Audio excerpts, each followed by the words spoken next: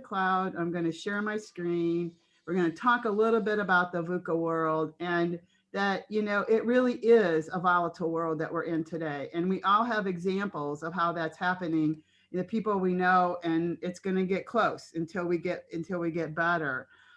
So the reason we're doing this is I really um, I am passionate about being able to continue to have coaching conversations with all of you as you complete courses with Global ILC and to invite other people from all parts of the world to come thinking about how we can sharpen our thought and our thinking.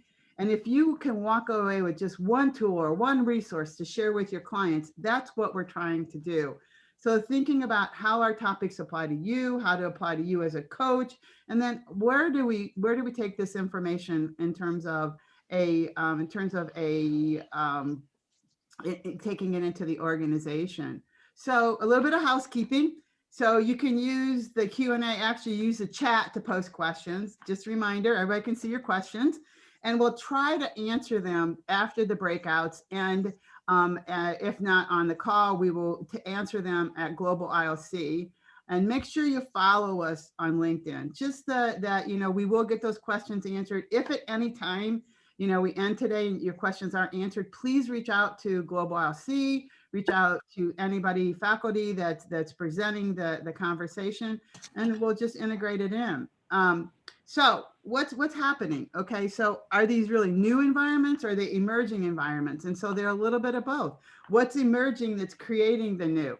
So we are in volatility, we are in uncertainty, we are in complexity, and we are in ambiguousness. Our social connections have just expanded. So we're talking to people in South Africa, we're talking to people in Canada. Sometimes we have people from the UK on this call, and we definitely have folks in the US. And so our reach has gotten so big, but it also makes it big for us to be able to handle that kind of reach.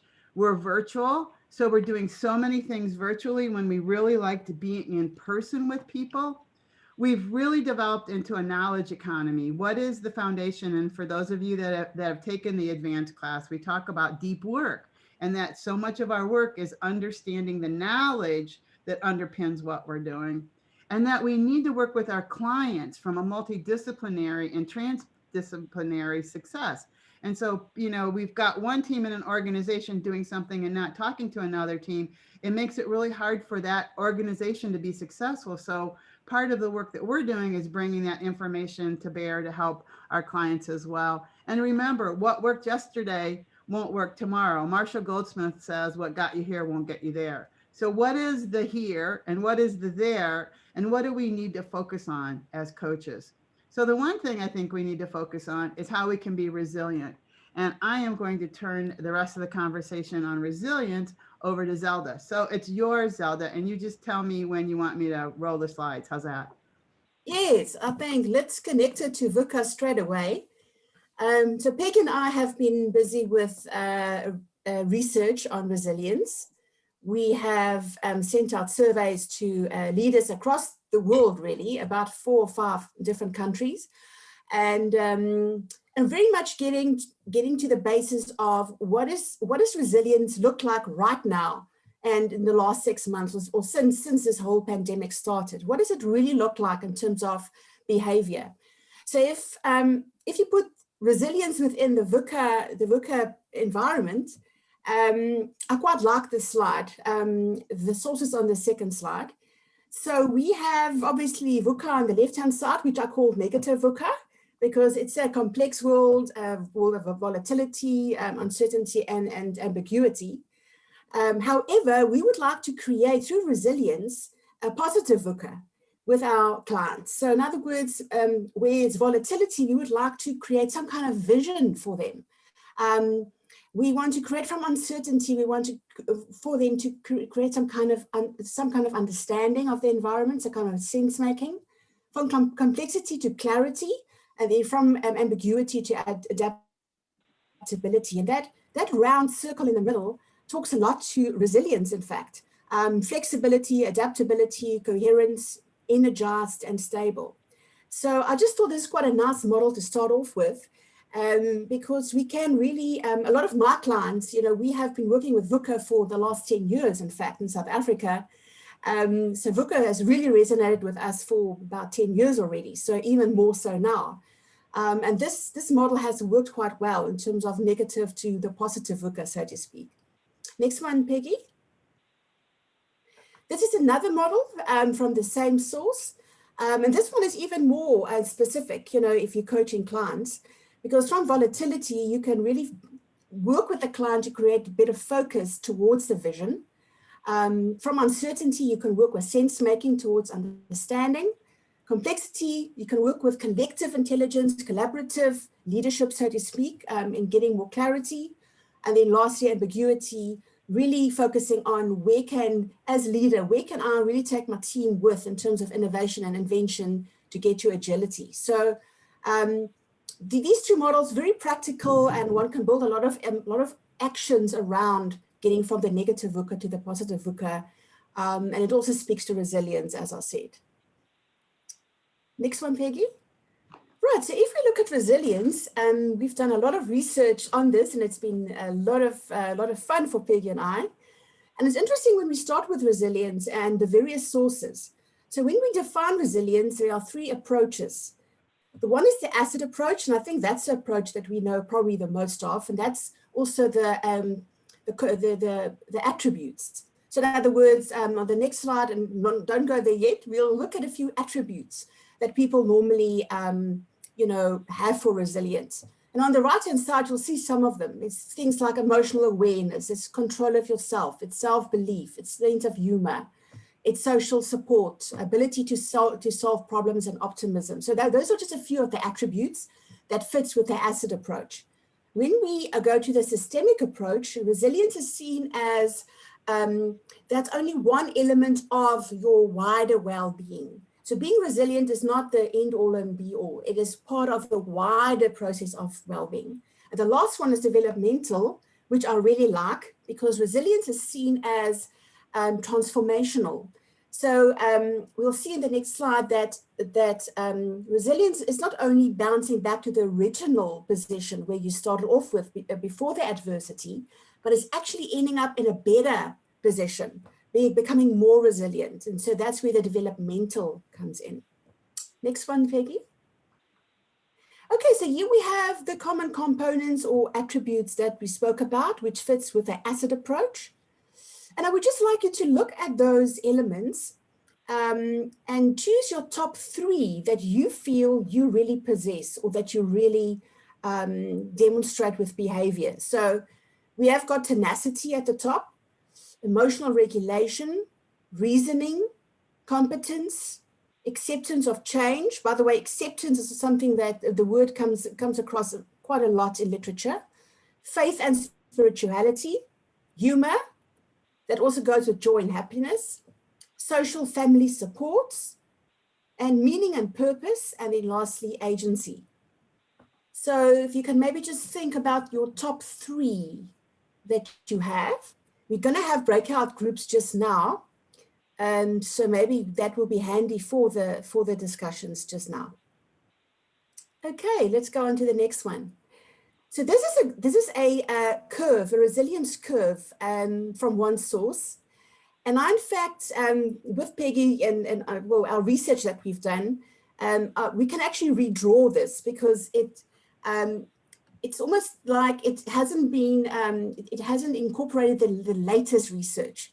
So if you look at this graph or this curve, it's quite interesting because you obviously start off with stability and a certain level of resilience. Adversity then hits, and you then go down the curve. And then where your resilience then that you've built up over the years really come into play. That little valley at the bottom of the curve, I almost call it the little mud pool, that is where sense making happens. And sense making in terms of, your mindset towards the change, your resilience that you have built up, it's now coming into play. There's a lot of mindset stuff going on. And then you have a choice. You can just choose to survive. And obviously survival is not your best choice because that can obviously lead to you succumbing to the change or even become disabled, which we definitely don't want. Or you can choose to recover, and that is where the change will happen in terms of the curve that and I'll have to redraw this curve, Peggy, by the way, based on our research. So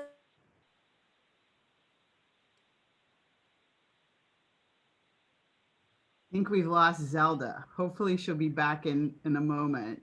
But I'm going to continue till she comes back with the idea of thriving.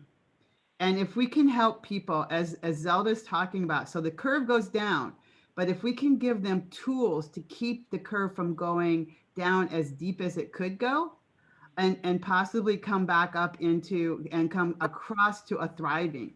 And yeah. okay, she's back. I'm talking about thriving now, so jump in on thriving. Thriving. So thriving is when we reach a point where it's on a higher level than the resilience that we've had. So very much that developmental or transformational approach to resilience. So thriving gets a lot of attention in research at the moment, where I think as coaches, we really want to assist our clients to reach the thriving area of resilience versus just survival or recovery. Next one. So I'm just going to add here that in the United States, when the COVID crisis started, we kept talking about flattening the curve. And Zelda, I think that concept really fits here. Like if we could flatten the curve and get like almost across from eroding to thriving and get through some of these here. And that's going to be really about how people make meaning. And Zelda and I are going to talk about meaning making in 2 weeks, but also we'll talk about some tools that will help you think about how to get across that and flatten the curve. So there you go, Zelda. Yes, good. I just wanted to add something also. If you look at literature on resilience, they talk a lot about hardiness. And hardiness is got to do with, it's linked to personality. So some people are very lucky, I suppose, to have hardiness built into their personality over the years, have developed it. And that's very much that mindset about, I know that things are going to work out. You know, I've got that positive mindset. I'm going to make this work.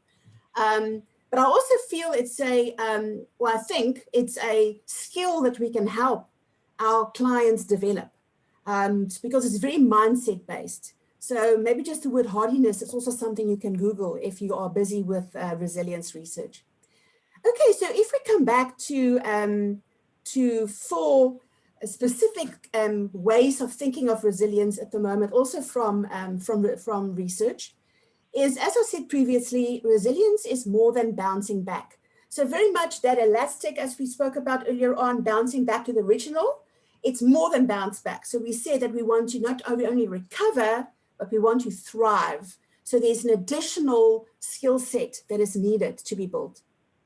The second one is resilience as a fuel source. And I think that's probably the one that we identify with the most when we think about resilience. So if you look at on the right-hand side, the 4 bubbles there, those are very much the fuel sources that we normally think about when we think about resilience and that we need to work on with our clients. So it's obviously physical fuel, it is emotional fuel, spiritual fuel, mental fuel, and then also psychological fuel. That's probably a combination between mental and emotional. And so fuel source also says that it can be depleted. And just working with some of my clients at the moment, I have really experienced that many clients are depleted, specifically around the emotional side, because I think with this pandemic, you know, giving so much compassion, so much empathy, so much of yourself as leader, that has really depleted that. So replenishment is very, very important in terms of resilience as a fuel source. And then the one that is very new in research, which I'm very excited about, is the reflection of personal values. So they say in research at the moment that if you are, as individual, aligned, if your values are aligned with the organization, with the change, then that really gives you additional fuel. So, so that's quite interesting, where they also say where you have a misalignment, the fuel kind of gets depleted. So that's something that we can also work with our clients in terms of how much alignment there is with their values and with the changes that are currently happening. And then that links with the last one, which is very interesting. And that is that capability versus capacity. So it's very much the capability is the attributes or the asset approach that we spoke about. So we need to work on those capabilities, the tenacity, that list that we went through earlier on. However, the capacity is the fuel source. So even if you have the capability, but your fuel source, your capacity has been depleted, you will not be as resilient as you should be. So again, two quite nice elements to work with our clients for goals and actions around resilience. Next one, Peggy. You can jump in anywhere, huh?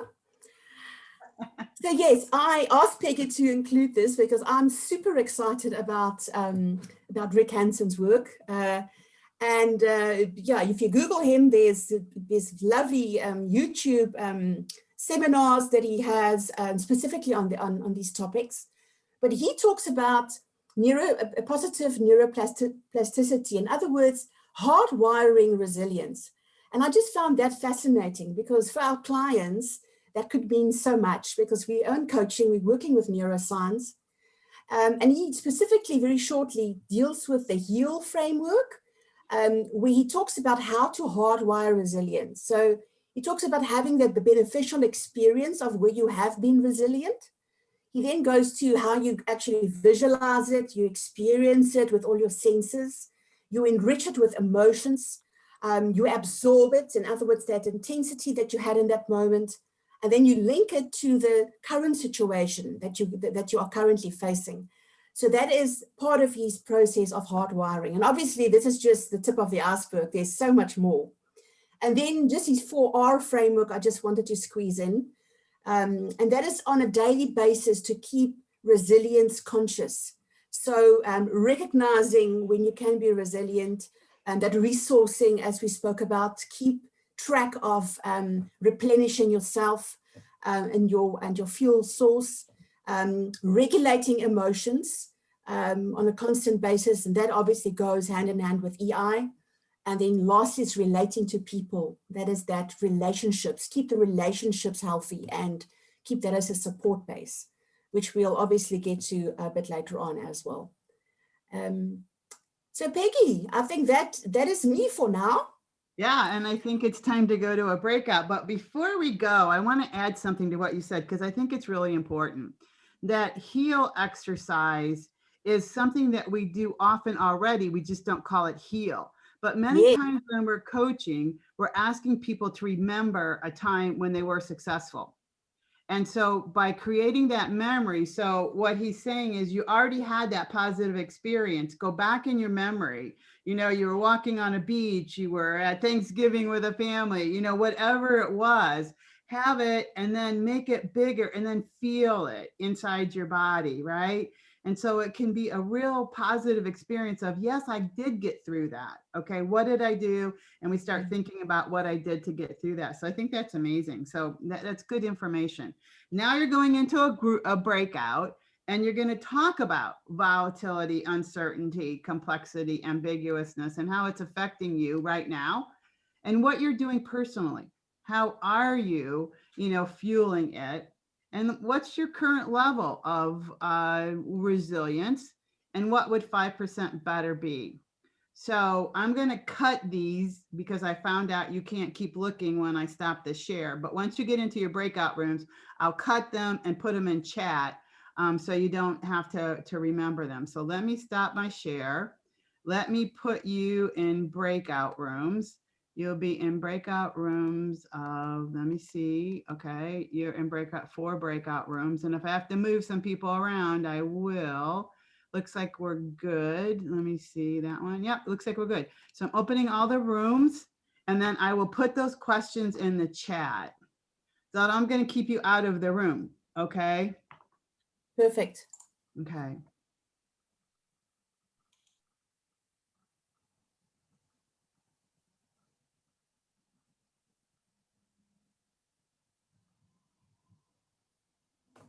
Okay, so we only have Pat and Jennifer.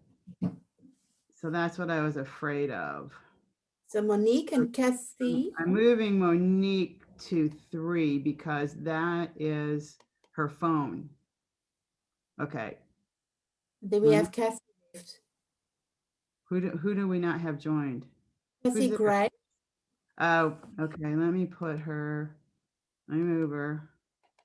I just keep hitting it. So sometimes you have to move yourself. So she knows she has to move herself, and she will. Wow, you can move yourself? I didn't know. And what would 5% better look like?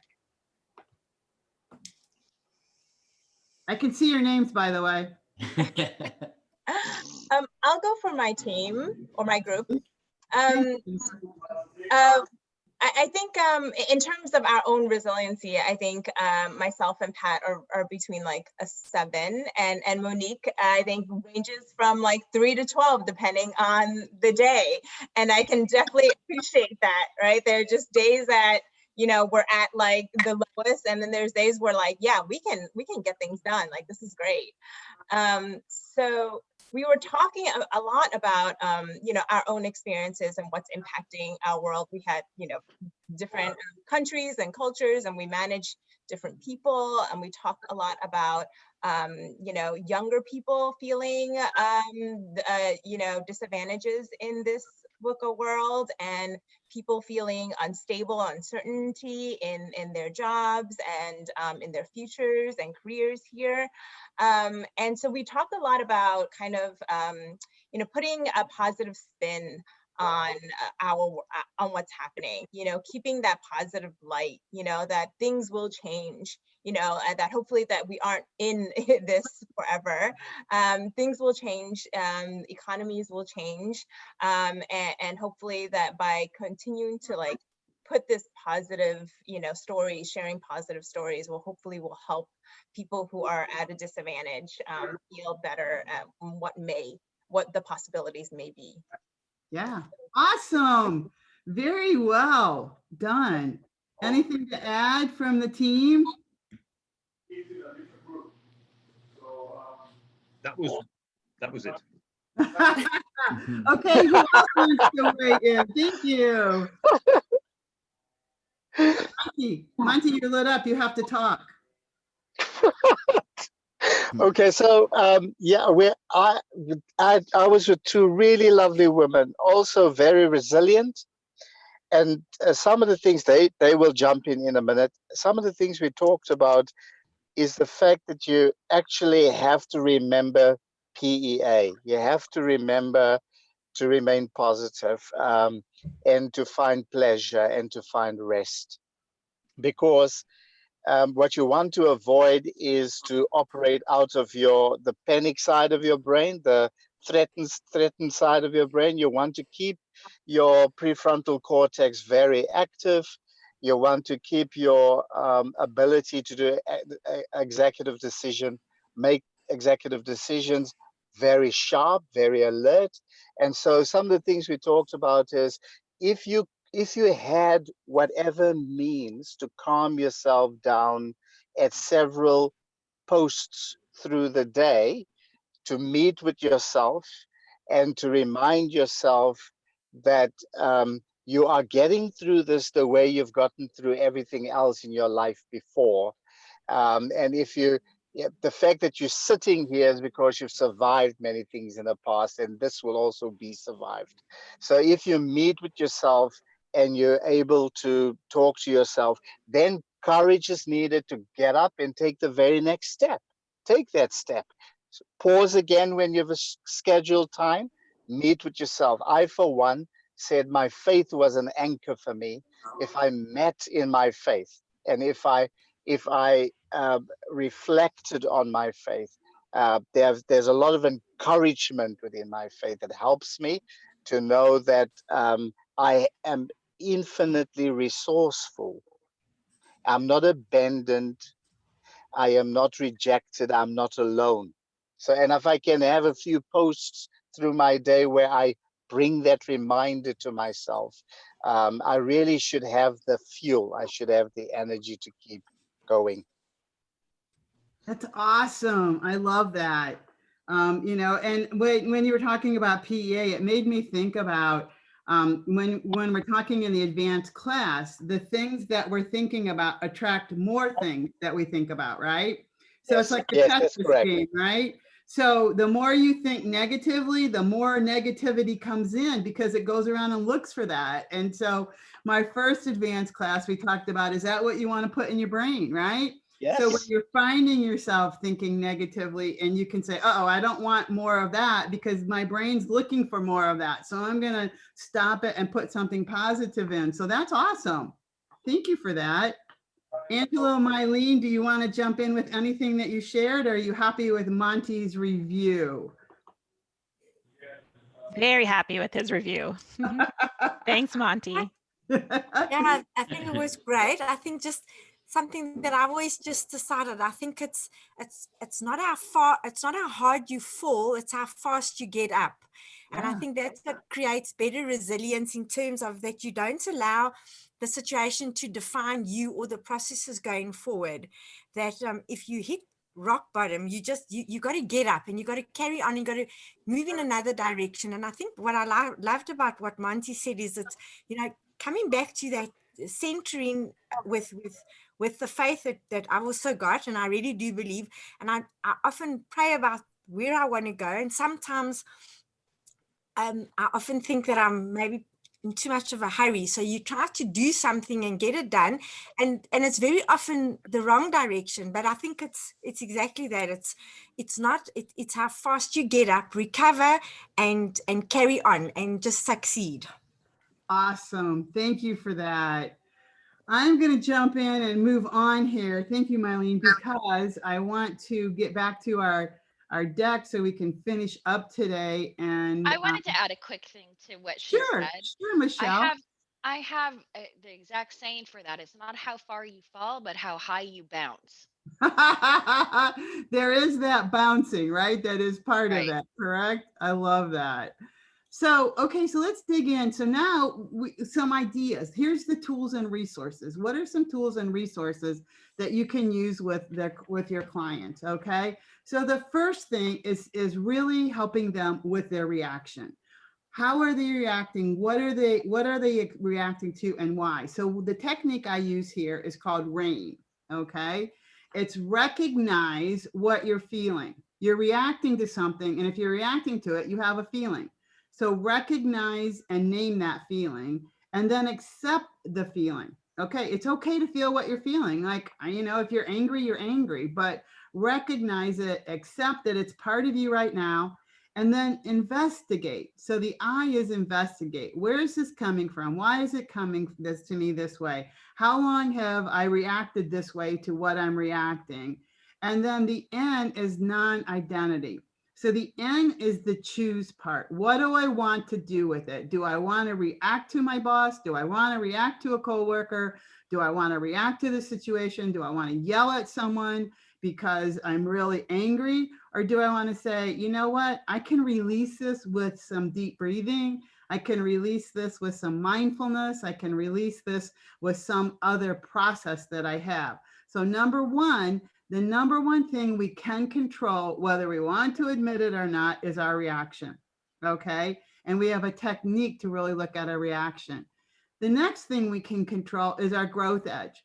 So one of the things that Zelda talked about was the idea of competence. And so competency is an attribute, an asset for resilience. So where do you feel out of round, where you don't feel like you are competent? So what are the areas of competence that we can work on?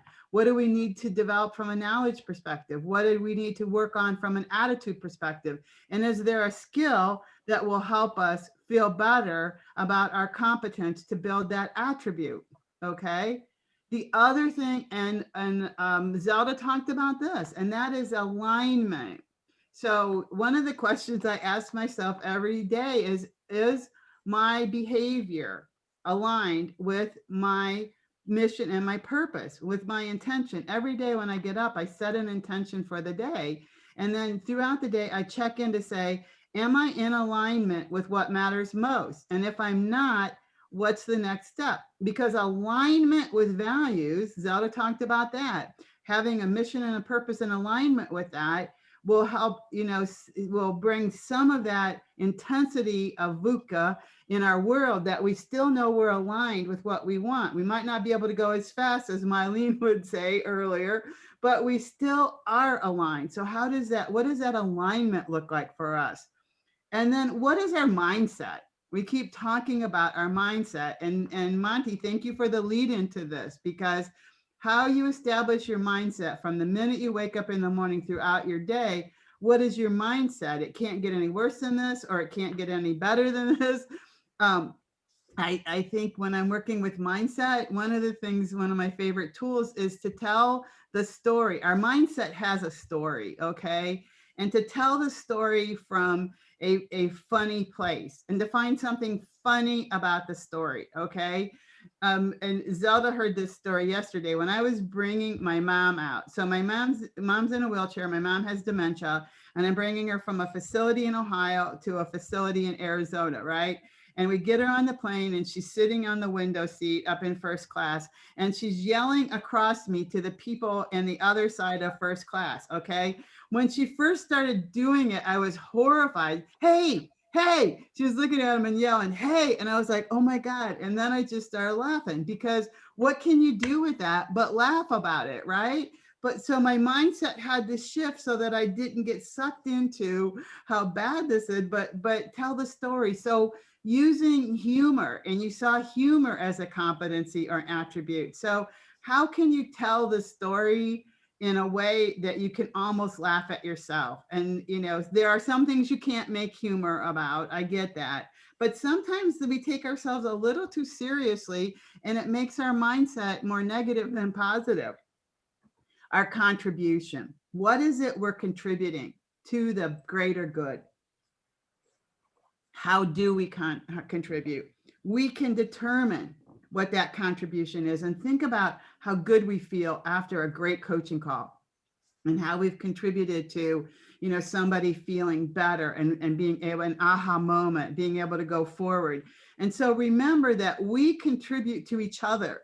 So we can bring that mindset down. We can uplift people. So thinking about the contribution we make from helping people and uplifting people versus giving them our story that can be a little bit of a downer, and also contribute to their growth and development. How can we be in those spaces as well? And a big one is what the RAIN technique teaches us, bringing back to consciousness. How aware are we of what we're feeling? And then how are we expressing those feelings and dealing with those feelings? Now, Mark Brackett also talks about, recognizing our emotions and understanding our emotions. And so that awareness of what we're feeling, where it's coming from, and then making a decision about what do we want to do with it, and what would that look like.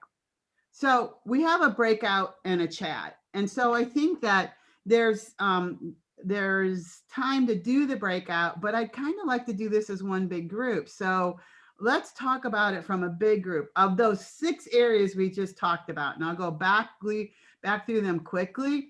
So, we've got our controlling our reaction, thinking about where we can grow, what our growth edge is, alignment with what matters most, what is our mindset, what is our contribution, how can we change how we contribute to both the well-being of others and our own well-being, and then how conscious are we of what's happening in our lives. Of those 6 areas, which ones are you most successful with? So remember, I know your names, okay? Just so if you don't want to talk to me, I might ask you to talk to me. So Robert, what are of those 6 areas, what's your favorite? What are you really good at? Oh, you caught me off guard. I think that I'm good at framing everything in the context of being loved.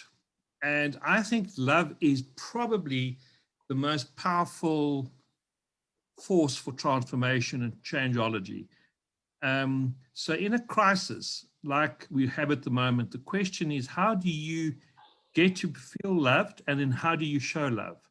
And I don't mean that in a sentimental, fuzzy way, but I mean it in a positive, transformative acts of intentional sensitivity, kindness, gentleness, and leaning forward outside of the neuroses and entrapment of our own ego self. I don't know how to say that in a simpler way, but you asked me a question and I don't have an easy answer, but that's possibly, so I think probably the spiritual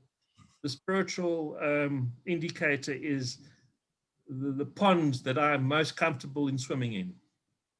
Robert, that was awesome. And I think that's so amazing. The other day I was talking with one of our other faculty members about love and the love we have for our clients.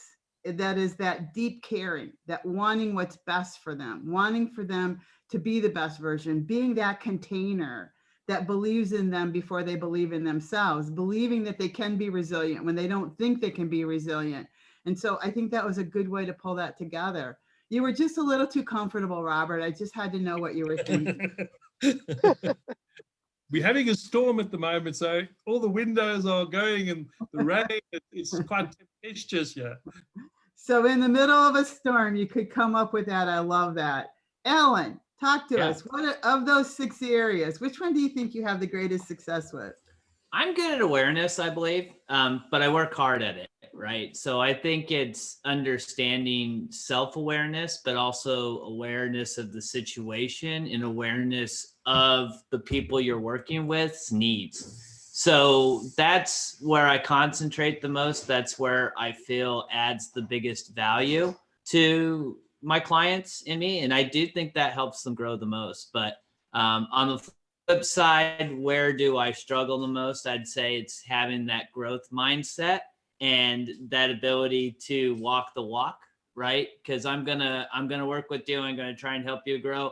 At the same time, I'm probably not gonna do everything I work with you on, right? So that's something I need to work on. Awesome. Thank you for that. You bet. Carol, you're up next. Well, it's actually perfect because Ellen and I were partners. So it's like you knew that we were partners in the breakout. And what Robert said was so important because that's what Ellen and I identified as one of those attributes, right? For me, love is the support, right? It's the one thing that we had, that Ellen and I have in common to say from a resiliency, that's the attribute that we both have in common. So I agree with, we agreed with Robert in that love and support was great. We also talked about competency. Like, so I'm comfortable in competency, right? I find that people want and need to work in their strengths every day, and that helps them get through things. And then mindset is what I appreciated about Alan is, although we both have, and I have a growth mindset, it's that funny way, right? It's what Alan has a sense of humor, and I wouldn't say I have a sense of humor, and I appreciate that. So I would want to mindset, yes, growth mindset, absolutely, and add that funny way to my mindset. That's awesome. Thank you for being so transparent. I love that we can look at ourselves and laugh and also say, here's my opportunity, you know? Vanya, you're next. I'm going to break some rules because one is actually 3 for me, but they're so aligned and it's so codependent. So I'd say that it leads with alignment, finding alignment, but that's tied for me with mindset and remaining positive as I'm finding alignment. And then when that's locked in, then I'm in a place of contributing, and then being able to contribute for a win-win perspective is where, you know, where I land on my analysis of answers to your question. Thank you, Vanya. And that's a good assessment. And you don't break rules with us because we don't have rules. we're pure VUCA chaos, aren't we? Jennifer, Wonderful. what do you think? Yeah, I'm kind of with Vanya over there. You know, initially when we're kind of going through all these items, alignment at first, when I first came up, I was like, okay, I resonate with that. And then you talked about mindset. I'm like, oh, well, actually that really resonates with me more. And I think that's because I come across a lot of people who feel stuck. And it's about changing that kind of impossible to possible, and working with them to get unstuck and to kind of shift their perspectives and their mindset. So I feel like I'm really comfortable with that, and that's like where my sweet spot is. But what Vanya said made very sense in terms of like, you know, finding that alignment first, and then everything kind of like falls through. You know, that's true. And one thing that I didn't say about Zelda when she was talking was the idea that, you know, we are Stelter fans, okay? We might even be like, you know, groupies, okay, for Stelter and the third generation coaching. But he talks with values. What do you value most? That you coaching your client around what's most important and then aligning with what's most important. And so that's going to be huge as we continue our conversations around what's that third generation of coaching, where do we see coaching going? And the way to get to the mindset is to know what's a value, right? And then the value and the mindset comes back in alignment with it. So I'm coming back to Pat. Pat, what do you think yours are? Well, I cannot disagree with Robert, as of course I can't. But I also know it's not faith, humor, and love that Paul talks about. But I do think humor is underestimated. I think you raised it with the little story, nice little story about your mom. I think under consciousness and being aware of our feelings. I think humor is terribly underestimated as a value and as a way of getting positivity. Where there is trust and care and love, humor is an incredible attribute in the sense of positivity. Yes, yes. And the ability to laugh at ourselves and with others. I love that, Pat. Thank you for sharing that and reminding us how important it is to our lives. Melissa, you want to weigh in? I'm sorry, Michelle. I'm going to get it right. Okay. It's going to take me 12 weeks, but I'll get it right. Sure. I think mine would be mindset too. I think I have a really good ability when people are giving a lot of negative to have them stop and see what the silver lining is, because out of every negative situation, you can find something positive out of it. So I think that's Yes. where I really concentrate is on mindset and getting them out of that negative, self-loathing area and look at the opposite. What does the opposite look like? And finding that a lot of times they do the opposite and they're just not aware of it. We cling on to negative before we want to see the positive.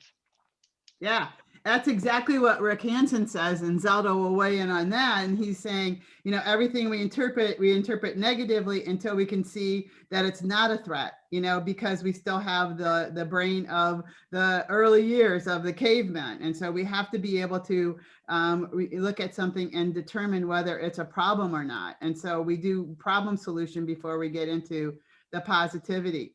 So anyone else want to share? I didn't call on you if you didn't have your screen up because I don't want to call on you to embarrass you or, you know, if you're not ready to talk, but does anybody else want to share? Peggy? Can I? Yeah. So Monty, then Mylene. Growth edge. Growth edge. That's where the most excitement has been for me in 2020. I've suddenly come to realize mastery gives people confidence. Confidence put people at ease. And when you are at ease, you can find PEA. When you're not feeling you fighting to keep your head above water and surviving, mastery is your growth edge. And you get to mastery in all kinds of ways, even negative things. Teach you what to avoid, how to deal with stuff. So for me, in this year, growth edge has been the most profound thing for me. Awesome. Thank you for sharing that. Mylene.